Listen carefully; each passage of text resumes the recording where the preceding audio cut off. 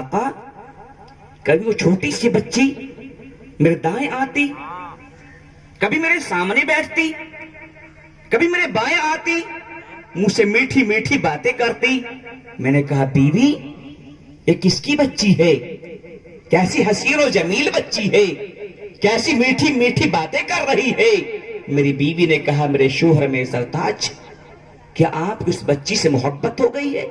فرمایا بیوی ایسی حسین بچی ہو، ایسی میٹھی باتیں کرنے والی ہو، دشمن بھی محبت کریں گے۔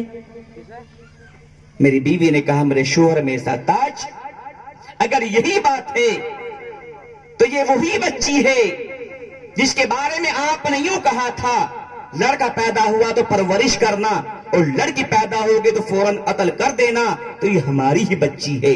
میں نے آپ کے ڈر کی وجہ سے اس بچی کو پڑوسن کے حوالے کر دیا تھا تاکہ ہماری بچی پلتی رہے، لیکن آج آپ نے محبت کا اظہار فرمایا ہے اس لیے میں نے آپ کو بتا دیا ہے۔ وہ فرماتے ہیں آقا جب میری بیوی کی یہ بات میرے کانوں کے پردوں سے ٹکرائی تو نفرت کی آگ جس کی آندھی میں نے کئی لڑکوں کو زندہ دفن کر دیا تھا وہ میرے من میں بھڑکی، اور ایک ہاتھ سے میں نے فاوڑے کو کندھے پہ رکھا اور ایک ہاتھ سے بچی کے ہاتھ کو پکڑا اور اس کو گھسیٹتے ہوئے لے کر چلنے لگا۔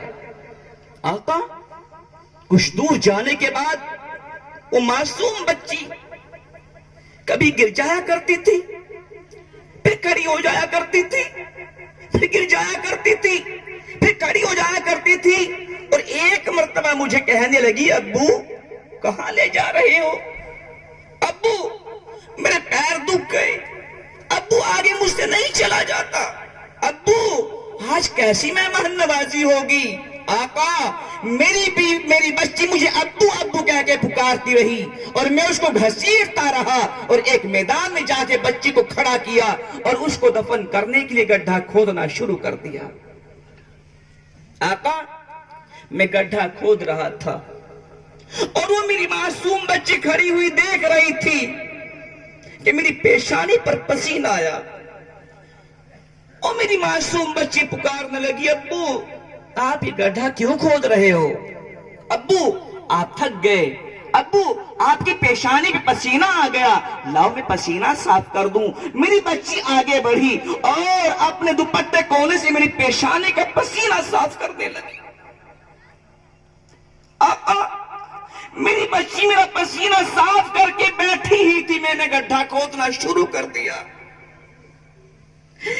میری بچی پھر کھڑی ہوئی، ابو یہ بہت گہرا ہو گیا، ابو اس گڈھے کا کیا کریں گے؟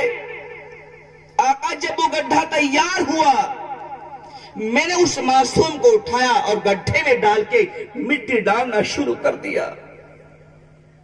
آقا میں مٹی ڈال رہا تھا، وہ معصوم بچی ہاتھ جوڑ کے کھڑی ہو گئی۔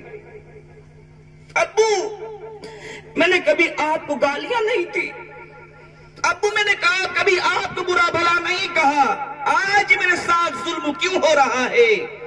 آقا میں نے اس معصوم کی ایک نہ سنی اور اسی طرح تڑپتے ہوئے اس کے اوپر مٹی ڈال کے گھر واپس آ گیا۔ نبی کریم صلی اللہ علیہ وسلم نے سنا تو آپ کی داڑھی مبارک آنسوؤں سے تر ہو گئی اور ساری دنیا کے انسانوں کو مخاطب کر کے فرمایا کہ سنو میرے پیارو، سنو میری آنکھوں کے تاروں، سنو آسمان ہدایت کی ستاروں، سنو جو شخص اپنی لڑکیوں کو پال کے پرورش کر کے ان کی تعلیم اور شادی سے فراغت پائے گا وہ جنت میرے اتنے قریب ہوگا جتنی آپس کی دو ملی ہوئی انگلیاں ہیں۔ ایسے کریم آقا اللہ نے ہمیں عطا کیے، اور اسی کریم آقا پر جو قرآن عظیم نازل ہوا ہے اس کے بارے میں آقا علیہ السلام نے جو کہا تو میں نے حدیث پڑھی تھی کہ تم میں سب سے بہترین شخص وہ ہے جو قرآن عظیم کو سیکھے اور دوسروں کو سکھائے۔ کیوں؟ قرآن آئے گا، نبی کی سیرت آئے گی، قرآن آئے گا، نبی والی شکل بن جائے گی. قرآن آئے گا نبی والی داڑھی آ جائے گی. قرآن آئے گا نبی والا لباس آئے گا. قرآن آئے گا نبی والی شال آئے گی. قرآن آئے گا نبی والی ڈھال آئے گی. اور اگر زندگی میں قرآن عظیم ہی نہ آیا تو زندگی برباد ہو جائے گی. اس لیے کہ سارا کا سارا قرآن عظیم نبی کریم صلی اللہ علیہ وسلم کی تعریف اور عظمت بیان کر رہا ہے. اور یہ انسان اس کو چھوڑ کے دنیا کے پیچھے دوڑ لگا رہا ہے. آج اللہ کے فضل سے اور اس ادارے کے اساتذہ کرام کی محنت اور کاوشوں سے، اور خاص طور پر اس ادارے کے محتمم حضرت مولانا مفتی بلال احمد صاحب